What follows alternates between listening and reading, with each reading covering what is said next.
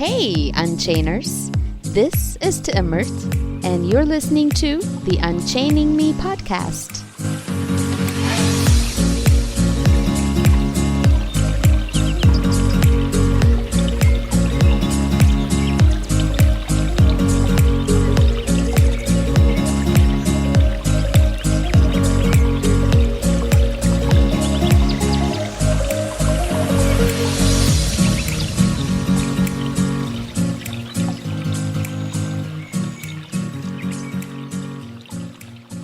Hello and welcome to another episode of the Unchaining Me podcast.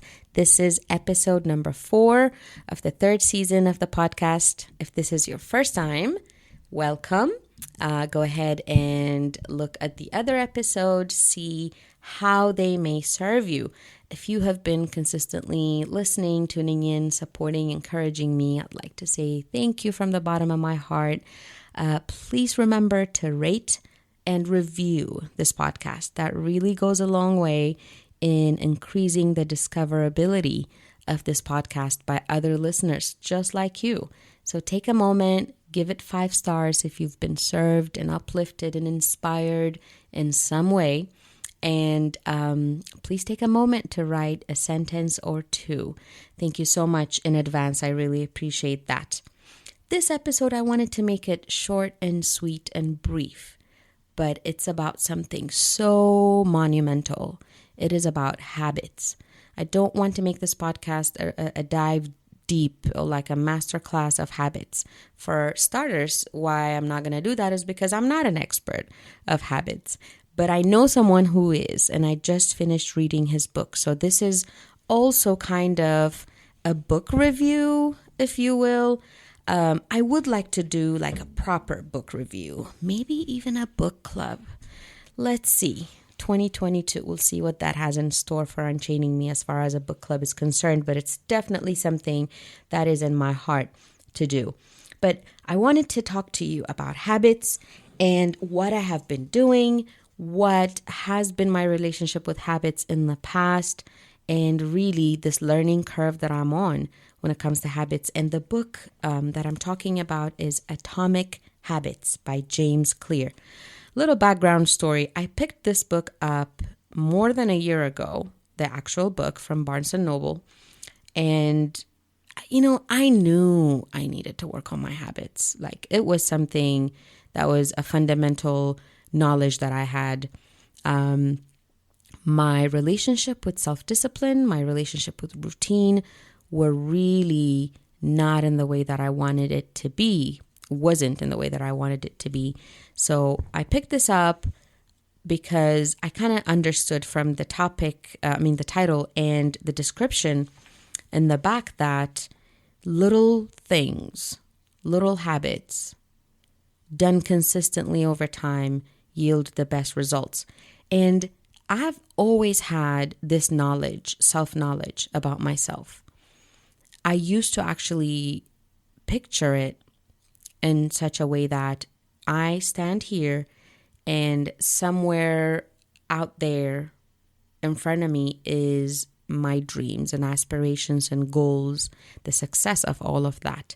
And then in the middle, I used to imagine this big, incredible Hulk type of thing standing in the middle.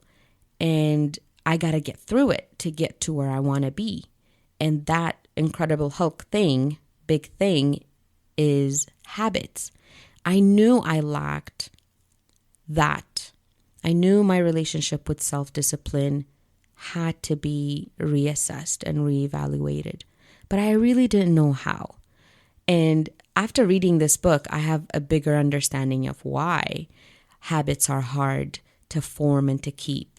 And in short, it's because as human beings, we take the path of least resistance. We have evolved over millennia to preserve energy. And, you may be thinking like, we don't need to worry about food and resources as much as we used to in the past, in the far past, right? But then, unfortunately, our brains have not evolved as quickly. They haven't caught up. So we're living in a completely new environment with an organ, the brain, that hasn't quite evolved to catch up with all of this change. So we are still driven by the urge, the instinct to preserve energy. So we take the path of least resistance in a lot of our endeavors. But that doesn't work for us now. Food is available, surplus. Comfort, safety, security is really as available as you can imagine. It's not a concern, at least, that we struggle with on a day-to-day basis.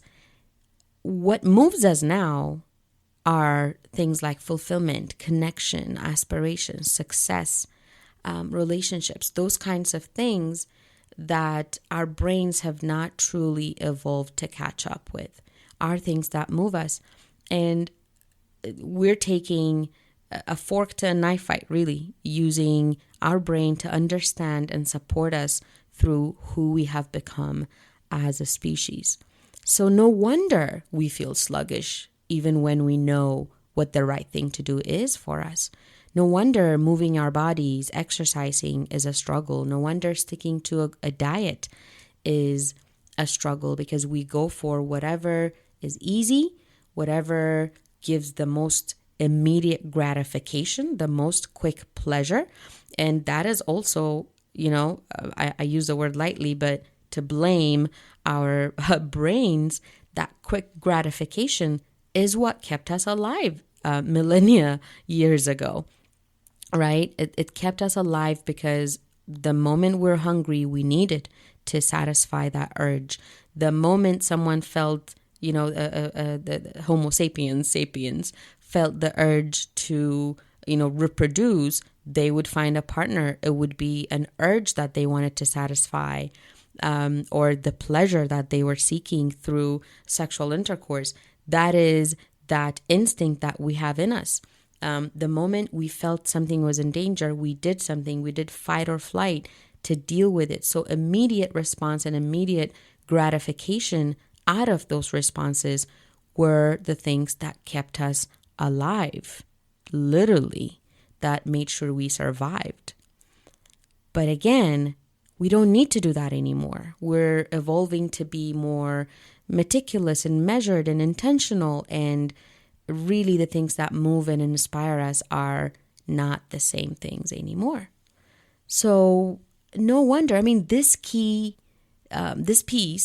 was key for me to understand on a really deeper level, and the book did that for me.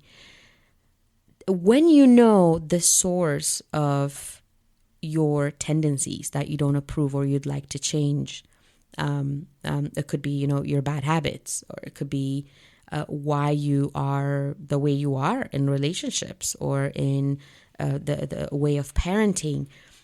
It is crucial to understand why, because it takes away the blame, the guilt that we internalize, which then in turn makes us not act. So it works against us in that way.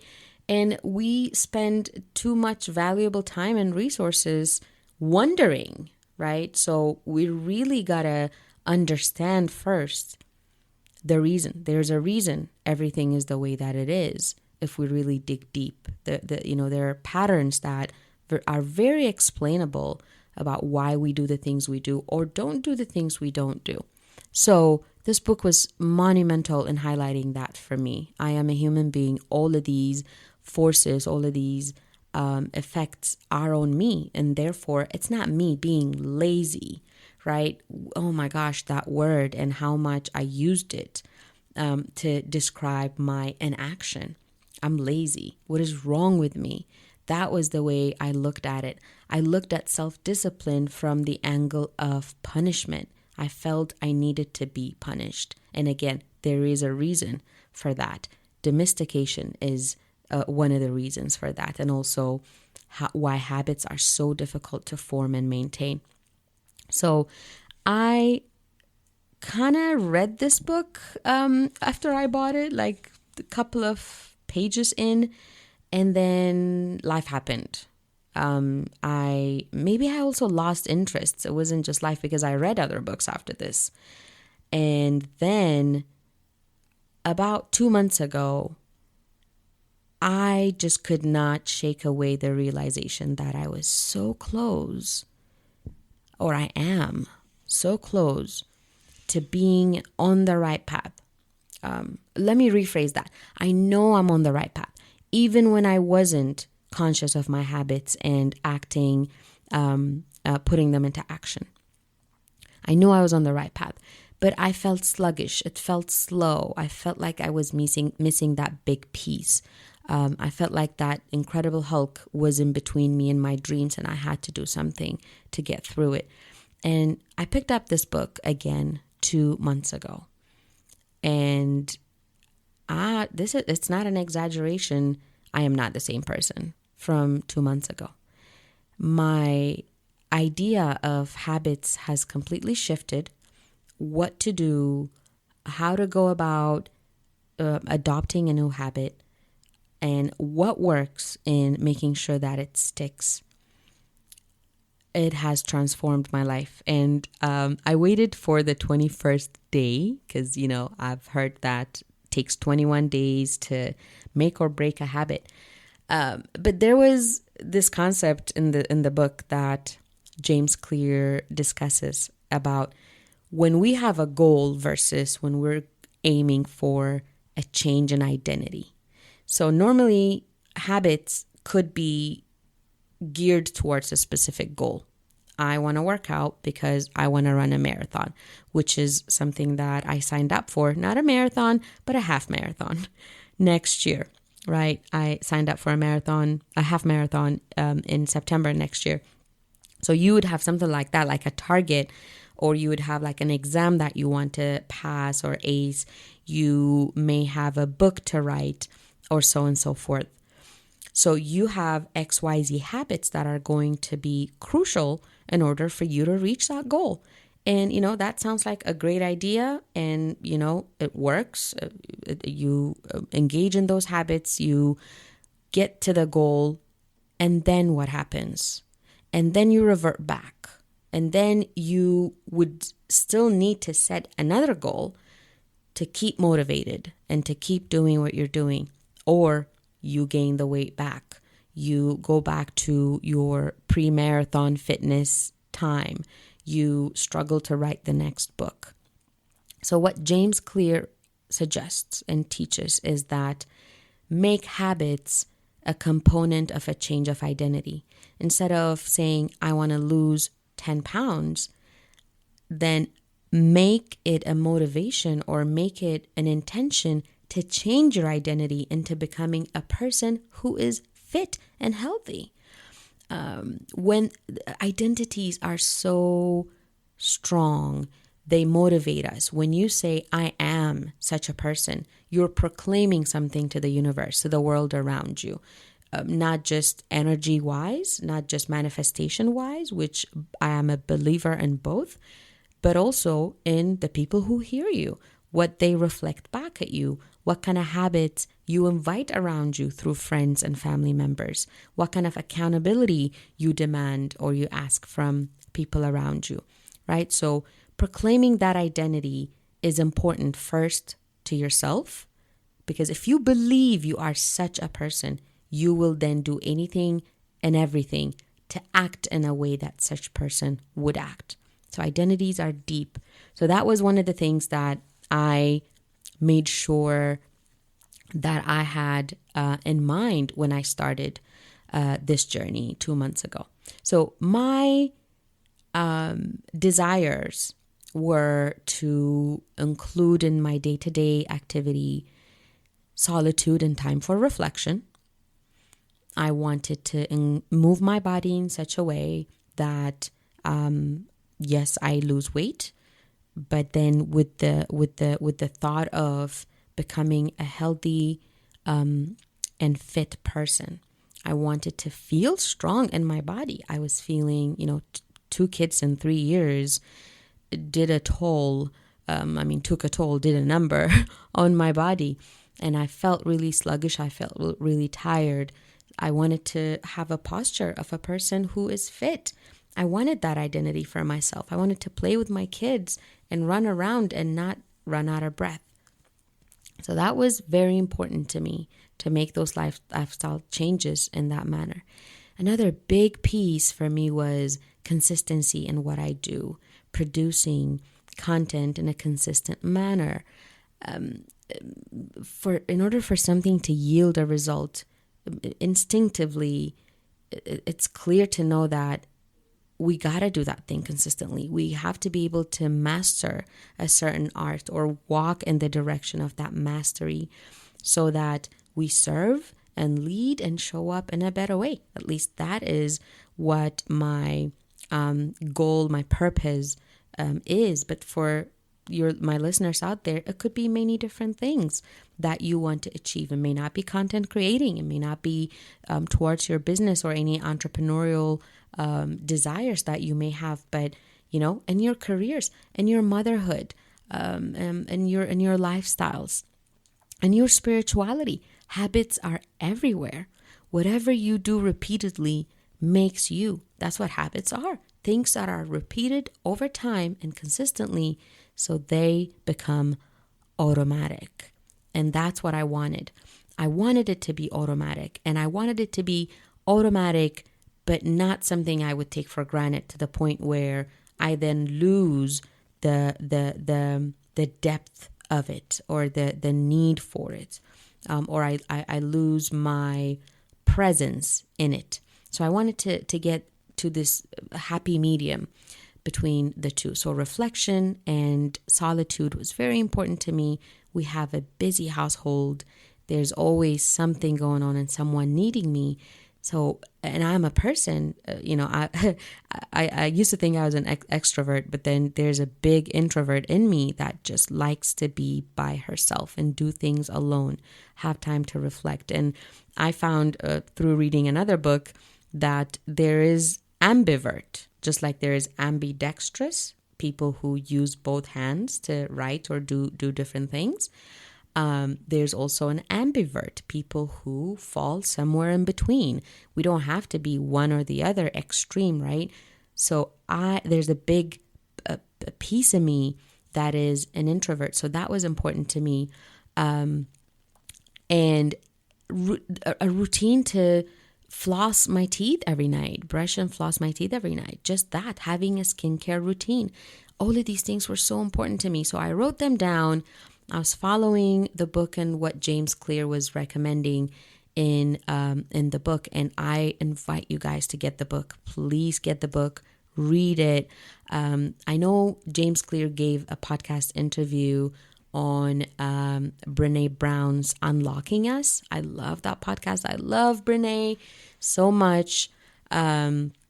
So take a listen at that podcast as well. I have not listened to it yet, but you'd benefit from hearing him talk about habits, atomic habits. He has a powerful story where he was in a medically induced coma for a very long time and how he came out of that and achieved his goals of being an athlete and writing, you name it.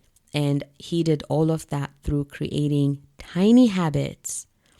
And I love how he describes the importance of tiny habits. He says, you take off in an airplane, you're going in a direction. I don't know exactly which example he gave, but let's say you're in Virginia and you're heading to the West Coast. You don't feel the plane turning to the west. That's because the turn happens so gradually. It is a 1 degree displacement at every few minutes or so. But then eventually you're there.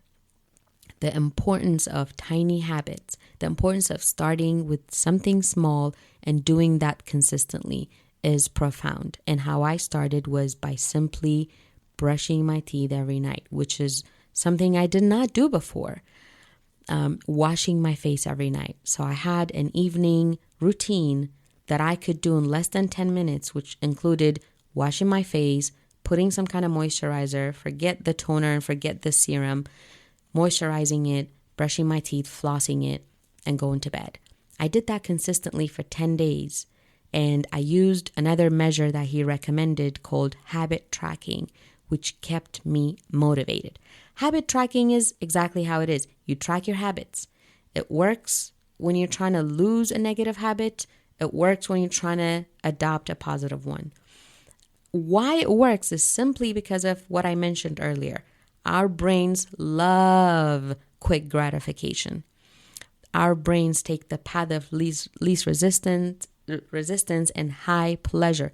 So by tracking your habit, by checking a box next to something, you are giving it that surge in dopamine. You're giving your brain a good job, and it likes that. Why not work with our brains? I really wasn't a person, a box checker. And, to an extent, I don't want to become that. I don't want to be so rigid in checking boxes that I don't see the wonder in my day-to-day life and take a moment to be adventurous, spontaneous, and present. But it's so important to be able to build these habits in us, to strengthen us from the inside out, to build confidence in what we're doing. And just simply doing my evening routine of washing my face and brushing my teeth, something many may consider basic, was so profound for me. I felt so good about it. And then after the 10th day, I felt strong enough to then habit stack. And that is what James Clear recommends we do. When you have one good habit already going, you can then stack another good habit next to it. Make it go together. Take the energy you're getting from one completed habit and pour it into something else. And therefore, I added reflections. I journaled pretty much throughout my adult life, but I was so sporadic. I would do it when I wanted or when I felt I needed it, but I didn't do it consistently. There were times when I didn't journal for years, and then there were times I would do it every day, and then I would fall off the journaling wagon. But then every time I journaled, I felt good. So I don't know why I wasn't doing it consistently.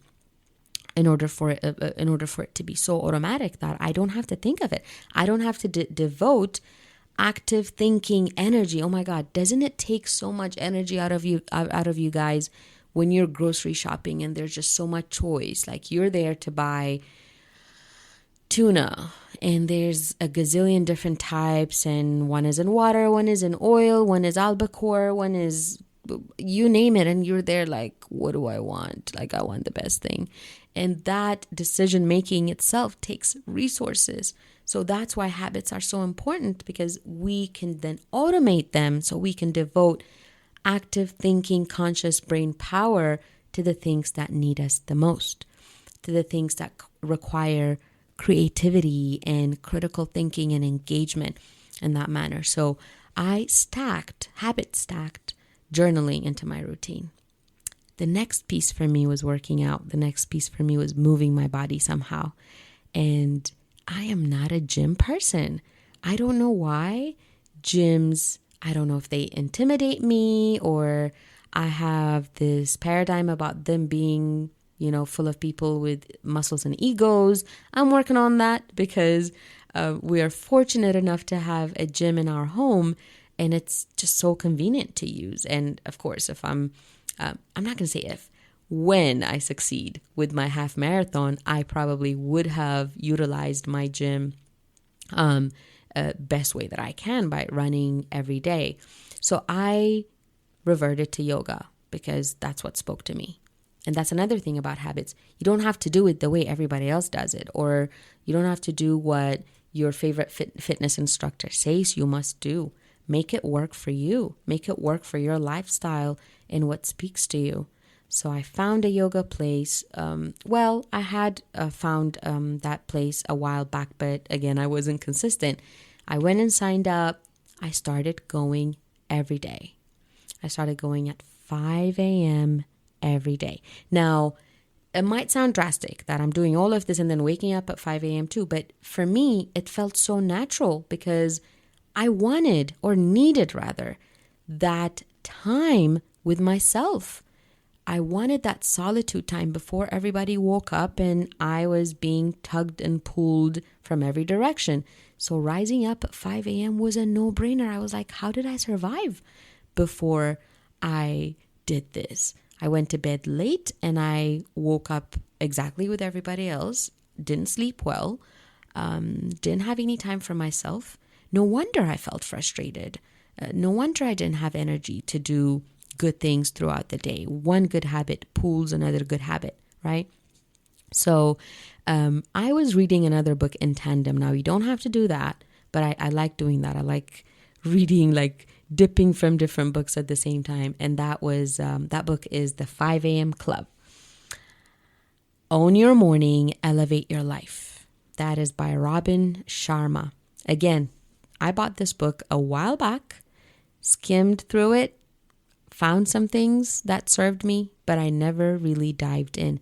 And I did the past 2 months. So these two books are the books I read the past 2 months. And rising up at 5 a.m. has been my saving grace, you guys. I go to sleep earlier now because the first few days I habitually went to bed late and woke up at 5, and I was miserable in the early evenings. And in our home, early evenings are like circus, early to late evening. So after those few days of misery, I then started going to bed earlier in the day. So now, 2 months in, I still continue to track the habits, and I'm going to continue to do that even after they are automated. Because one, I don't want to lose sight of how important it is to remind myself that I'm doing good. I want to make sure that by looking at and reflecting at those habits and the trajectory, that I will be able to see where I can introduce a new habit and where I can adjust an old one. So I think it's very important to continue to track habits. And there are, I don't want to make this too long, so I want to leave this to you guys. Please go get the book by James Clear, Atomic Habits, an easy and proven way to build good habits and break bad ones. It is amazing. Everything it suggests. It has a lot of resources that take you to atomichabits.com, journals, ways that you can apply these techniques to your business, to your parenting, and it's just really life-changing. It tells you how to make a habit a good habit that you want to adopt obvious, like make it an obvious choice, make it attractive, make it easy, and make it satisfying. That is one of the 4 pillars that it suggests in order to adopt and keep a habit for a long time. So, the topic of habits comes up with a lot of my clients in our client calls, and it is important, really, wherever we want to get in life. We need to be able to build fundamental routines that allow for growth, that allow for us to get there. I hope this will bless you and this will inspire you to take a look at your habits. Everything starts with awareness, not judgmental, but curious awareness. Why do I do this? And even tracking your bad habits before you get started in adopting new ones or good ones, right? Track them. What do I do? And there is a loop that James Clear talks about, the cue, craving, response, and what was the other one? I feel like, I'm missing one, but it's cue. I don't have that in front of me, but you'll get there. So you get a cue, you have a craving. I guess it's action then. You take an action and there's a response, but don't quote me on that. And it gives you this understanding, like the cues are thoughts. You are getting these subconscious thoughts, your body telling you you need this thing because you've rewarded it in the past using those same things. So maybe junk food, and maybe binge watching a show when you have other things you'd rather do or you want to do, or you should do rather. It could be any kind of slacking towards something that you say you want to achieve. One of the fundamental questions to ask is, do you really want it? Do you really want it, and why? Why do you want it? If it aligns with your values, and it goes in accordance to how you see life, your life, then you are ready to jump into habits. You're ready to say, I need the framework to make my dreams into a reality. I need the framework to put into action that which my intuition already knows that I need to be doing. And I'm just so hopeful that this will be something you will take into a forwarding action. The book will help you tremendously. So please get that. Let me know what you think.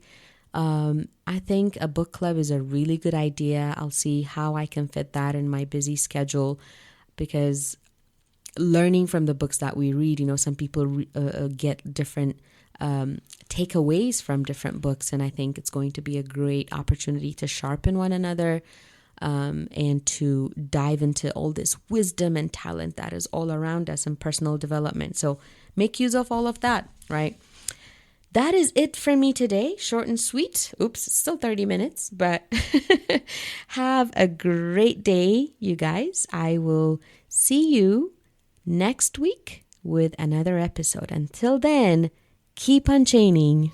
And don't forget to support by liking, rating, subscribing, and sharing with your family and friends. Thank you so much, and see you with the next episode.